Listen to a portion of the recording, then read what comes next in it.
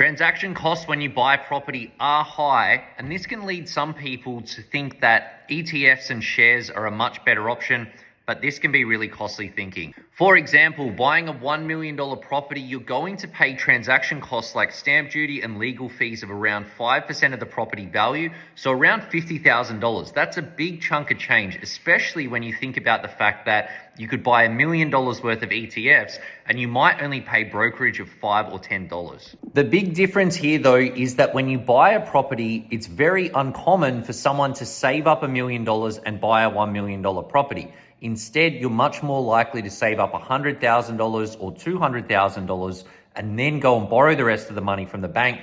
And then you've got a much bigger asset than you could get with your savings alone.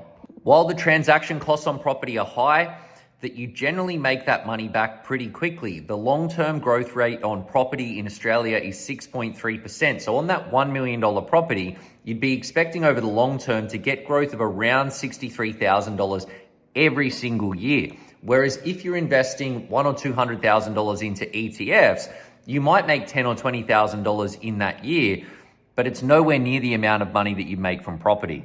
Obviously, when it comes to property, you don't want to be buying property and selling it the next day and going in and out. So you need to make sure that this is going to be something that you're going to hold for long enough to make your money back. But those transaction costs, you should be making them in spades. And this is why property tends to win over shares over the long term.